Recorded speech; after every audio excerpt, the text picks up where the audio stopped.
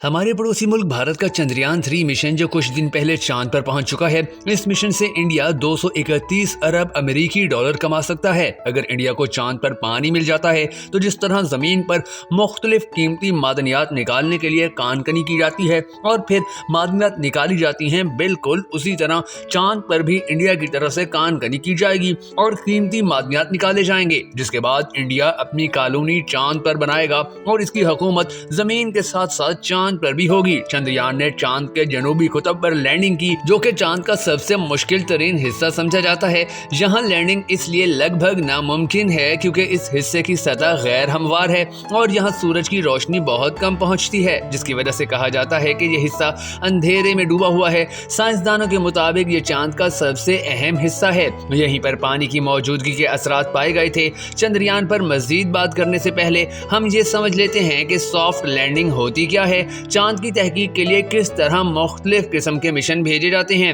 इनमें से एक तरीका ये है कि मिशन को चांद के मदार में भेजा जाए। ये मिशन मदार में चांद के गिर्द घूमते हुए मालूमात जमा करता है। चांद पर लैंडिंग दो तरीके से की जाती है। एक तो क्रैश लैंडिंग है, जिसे इम्पैक्ट मिशन कहा जाता है। जब ये क्रैश होता है तो चांद की सतह पर मौजूद मिट्टी हवा में उड़ती है। इस मिट्टी का तज्जिया किया जाता है, जिससे बहुत सी मालूमात हासिल की जा सकती है। चांद पर लैंडिंग का दूसरा तरीका सॉफ्ट लैंडिंग है। इसमें लोनर मिशन से पूरा लैंडर भेजा जाता है। ये चांद की सतह पर क्रैश नहीं होता बल्कि इंतहाई एहतियात के साथ उतरता है। भारत ने चंद्रयान 3 मिशन 14 जुलाई को भेजा, जो कि 40 दिन के बाद चांद की सतह पर लैंड कर गया। भारत ने वैसे तो 2008 में पहला चांद पर अपना मिशन चंद्रयान 1 के नाम से भेजा था। तब विक्रम साराभाई की क़यादत में भारत ने अपना ये वाला रॉकेट लॉन्च किया। इस रॉकेट के पार्ट्स इंडियन साइंसदानों ने साइकिलों और बैलगाड़ियों पर रखकर साइट पर पहुंचाए थे और फिर मुख्तलिफ हिस्सों को साइट पर ले जाकर जोड़कर रॉकेट तैयार किया गया और फिर इसे लॉन्च किया गया। आज भारत ने चांद पर लैंडिंग की तो कहा जा रहा है कि भारत साइकिल के जरिए चांद तक पहुंचा है। 2019 में इसने अपना दूसरा मिशन चांद के लिए भेजा। इसे चंद्रयान 2 का नाम दिया गया। यह मिशन चांद तक तो पहुंच गया, लेकिन सॉफ्ट लैंडिंग के दौरान इसका लैंडर गिरकर तबाह हो गया। चांद की सतह से सिर्फ 2 किलोमीटर के फासले पर लैंडर का जमीन से राब्ता मुनक़ता हो गया और ये चांद की सतह पर क्रैश हो गया। भारतीय साइंसदानों ने चंद्रयान 2 में होने वाली गलतियों के डाटा का मुतालिया करके और इसका जायजा लेकर चंद्रयान 3 में उन गलतियों से छुटकारा पाया। चंद्रयान 3 का वजन 3900 किलोग्राम है।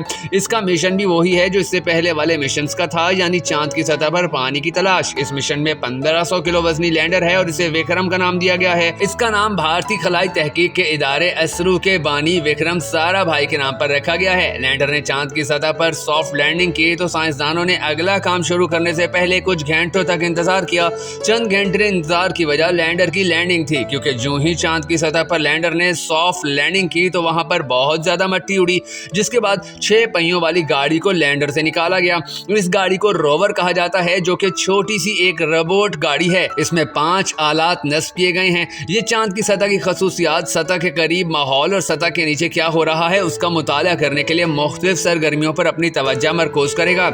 इसके अलावा लैंडर भी एक ही जगह पर खड़ा होकर डाटा कलेक्ट करता रहेगा। लेकिन यहाँ ये सवाल पैदा होता है कि इस जमाशुदा डाटा को जमीन पर कैसे भेजा जाएगा। तो जनाब, यहाँ चंद्रयान 2 काम आएगा।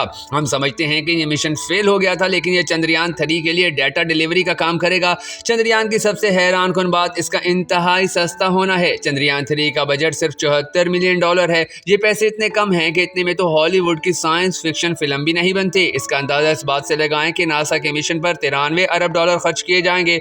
ये 2025 में लॉन्च किया जाएगा, जबकि चाइना का सॉफ्ट लैंडिंग के लिए चांद पर जो खर्चा आया वो तकरीबन $13 अरब था। बहुत से लोगों के जहन में ये सवाल आता होगा कि ये ममालिक चांद पर आखिर पहुंचकर करना क्या चाहते हैं और आखिर इतने पैसे खर्च करने का इन ममालिक को फायदा क्या है। साइंसदानों का मानना है कि चांद डीप स्पेस का गेटवे हो सकता है। अगर चांद पर जिंदगी को जला बख्शने वाले वसाइल मुहैया हो जाते हैं तो इंसान खला में मजीद गहराई तक जा सकता है और तहकीक कर सकता है। अगर चांद पर ठोस हालत में जमी हुई बर्फ मिल जाती है तो इसको पिघला कर पानी बनाया जाएगा, जिसके बाद जहाँ पर आउट स्टेशन कायम किए जाएंगे। आइंदा चंद दहाइयों के दौरान चांद पर बाकायदा इंसानी आबादियां बसाई जाएंगी। हजारों लोग यहाँ रिहाइश अख्तियार कर लेंगे। इससे चांद की एक अलग मईशत जन्म लेगी। लोगों को चांद पर लाया और ले जाया जाएगा। इन्हें ट्रांसपोर्ट और डाटा फराहम किया जाएगा। चांद पर मौजूद वसाइल से फायदा उठाया जाएगा।